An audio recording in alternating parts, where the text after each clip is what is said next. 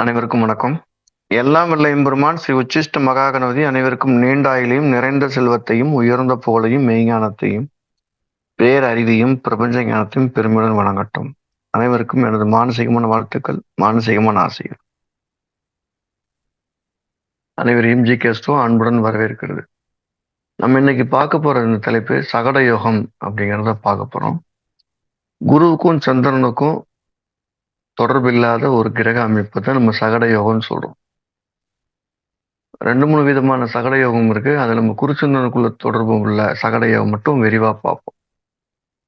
சந்திரனுக்கு குரு பார்வை இல்லாம குருவுல இருந்து சந்திரன் 6, 8, 12ல இருந்தது அப்படின்னா அது சகட யோகம். 6, 8ல கூடிய சந்திரனுடைய சகடை ரொம்ப பலமானது. இந்த சகடை அப்படின்னா அதுக்கு என்ன அர்த்தம் அப்படின்னா, உங்களுக்கு ஒரு பலன் கிடைக்கும், அதை அனுபவிக்க முடியாது. இல்லை நீங்க அனுபவிக்க ரெடியா இருப்பீங்க, கிடைக்காது. ஸோ ஒரு பொருள் ஒரு உணவே நமக்கு இருக்கு அப்படின்னா நம்ம இன்னைக்கு பசிக்காது. பசி கடுமையா இருக்கும், உணவு இருக்காது. இதுதான் அதோடைய சகடையோட முக்கியமான விஷயம். 2வது, நமக்கு எது கிடைச்சாலும் அது நமக்கு பயன்படாம நம்மளை சார்ந்தவங்க பயன்படுத்திட்டு இருப்பாங்க. அதுவும் சகடையோகம். 3வது, உங்களுக்கு எல்லா விதமான வளன்களை கொடுத்தாலும் அந்த வளன்கள், அந்த வளம், அந்த செல்வ வளம், பதவி எல்லாமே அது நம்மளை விட பிறருக்கு தான் அதிகமா பயன்பட போகுதுன்னு அர்த்தம். அது சகடயோகம். ஒரு சரியான சமயத்துல அது நமக்கு பயன்படாம அடுத்த அதை அனுபவிக்கிறத வேடிக்கை தான் பார்க்க முடியும். அதுவும் சகடயோகம். சகடயோகத்துக்கு சுருக்கமா சொல்ல போனா, யார் ஜாதத்துல சகடை இருக்கோ அவர் அதை அனுபவிக்க முடியல அப்படிங்கிறது மட்டும்தான் அதோட அனுபவம்.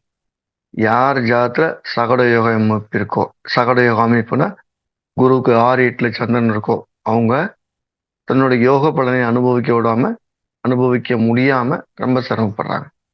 அதை அனுபவிக்க விடாம அந்த தசாபுத்தி அவர் தடை செஞ்சுட்டு இருக்கும், கோச்சாரம் தடை செஞ்சுட்டே இருக்கும். சில சமயங்களை பாருங்க, தசாபுத்தி நல்லா இருக்கும், கோச்சாரம் தப்பா இருக்கும். இன்னும் சிலருக்கு கோச்சாரம் தவறு இருக்கும், தசாபுத்தி சிறப்பா இருக்கும். அப்படின்னா அவங்க ஜாதத்துல சகடை நல்லா இருக்குன்னு அர்த்தம்.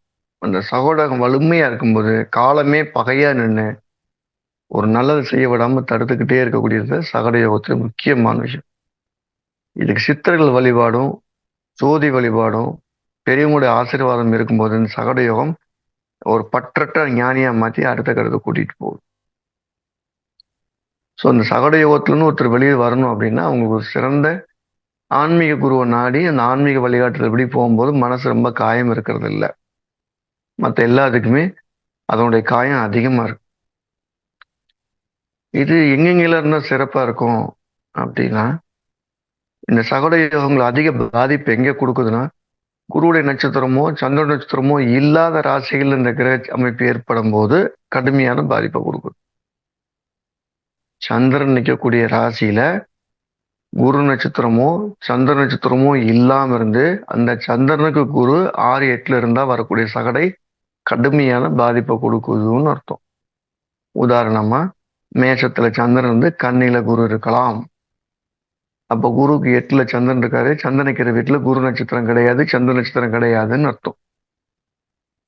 அவங்களுக்கு அதோடைய பாதிப்பு ரொம்ப அதிகமா இருக்கும்னு அர்த்தம். தனுசுல குரு இருக்குன்னு வச்சுக்கிடுவோம். சரி, தனுசுல சந்திரன் இருக்காரு, ரிஷபத்துல குரு இருந்தாலும் பாதிக்கும். அப்ப சந்திரன் குரு நட்சத்திரம் இல்லாத ராசிகள்ல சந்திரன் இருந்து சகட யோகம் ஏற்பட்டதுன்னா அது கடுமையா பாதிக்கும்.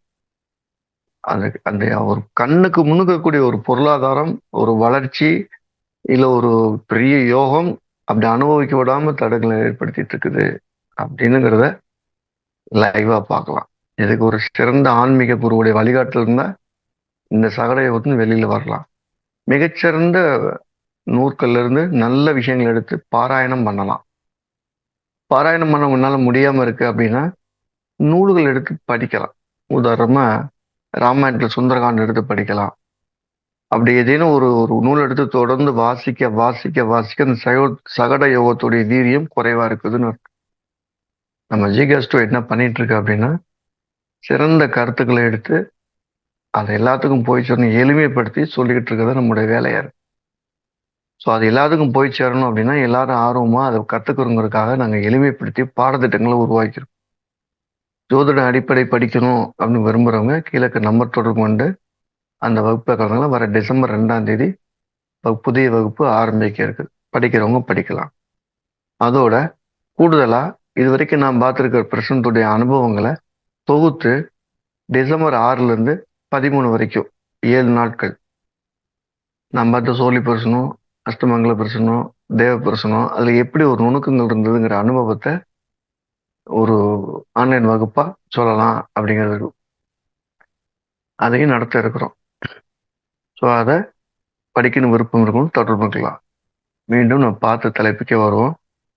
சகடை அப்படின்னா குருவுக்கு 6-8ல் சந்திரன் இருக்கக்கூடிய அமைப்பை தான் சகட யோகம் சொல்றோம். அப்படி இருக்கக்கூடியவங்க யோகத்தை அனுபவிக்கிறதுக்கு தடை இருக்கு, யோகத்தை அனுபவிக்க விடாம கஷ்டப்படுறாங்கிறது தெரியுது. அதுதான் முக்கியமான கண்டென்ட். சந்திரன் இருக்கக்கூடிய வீட்டுல குருவுக்கு சந்திரனுக்கு நட்சத்திரம் இல்லாம இருந்தா அந்த சகட யோகம் 2 மடங்கு பாதிக்குது. இதுதான் நம்ம இது வரைக்கும் பார்த்த கண்டென்ட்டுடைய முக்கியமான விஷயம். பெரிய பதவியில பெரிய வேலையில நிறைய சம்பளத்துல இருக்கவங்களுக்கு ஒருத்தர் பொண்ணு கொடுத்துருக்காருன்னு வச்சுக்குவோம். அவருக்கு சகட யோகம் இருந்ததுன்னா அவர் அந்த பதவியும் தன்னுடைய வேலைகளையும் வருமானத்தையும் தான் அனுபவிக்க விடாம சாதாரண வாழ்க்கை வாழ்ற மாதிரி இருக்கும். அப்ப பொண்ணு கொடுத்து ரொம்ப காயத்தோடு இருப்பார். இவர் பதவியை நம்பி ஒரு வேலையை நம்பி பொண்ணு கொடுத்து இப்படி இருக்கிறாருங்க. அது சகடையோட விஷயம். சகடையோட முக்கியமானது நுணுக்கம் என்னன்னா, ஒரு மிகப்பெரிய பதவி, மிகப்பெரிய செல்வம், மிகப்பெரிய ஒரு பொருளாதார சக்தியை அனுபவிக்க விடாம தடை இருப்பதுதான் உணர்த்துது. அந்த அவருடைய எல்லா யோகத்தையும் அவரை சார்ந்தவர்களை சக்க அனுபவிப்பாங்க. அது பார்க்கலாம். ஒரு அப்பா ரொம்ப கஷ்டப்பட்டு சம்பாதிச்சுட்டு இருப்பாரு, சகடையா இருக்கும். அவர் பையன் உட்காந்து பையன் காலாட்டிக்கிட்டே சாப்பிட்டு இருப்பான், வேலைக்கே போயிருக்க மாட்டான். அப்படி ஒருத்தருடைய சகட யோகம் உள்ள ஒருத்தருடைய யோகத்தை பிறர் தான் அனுபவிக்கிறாங்க. ஜாதகர் மிக மிக மிக மிக குறைவா அனுபவிக்கிறார். அதை நம்பி அந்த சகட யோகம் இருக்கிற நம்பி பெரிய லெவல்ல எதிர்பார்க்கிறவங்களுக்கு ஏமாற்றம் மிஞ்சுது அப்படிங்கிற கசப்பான உண்மையை தான் இந்த பதிவு உங்களுக்கு சொல்ல வருது. ஸோ மீண்டும் நம்ம அடுத்த பதிவில் சந்திக்கலாம். படிக்க விருப்பம் இருக்கிறவங்க கீழே நம்பர் தொடர்பு கொண்டு பேசுங்க. எல்லாரும் ஜோதிடங்கிற ஒரு சிறந்த வழிகாட்டியை கையில் வச்சுக்கலாங்கிற என்னுடைய விருப்பம். அனைவருக்கும் ஜி.கே. அஸ்ட்ரோவின் அன்பார்ந்த வணக்கம், வாழ்த்துக்கள்.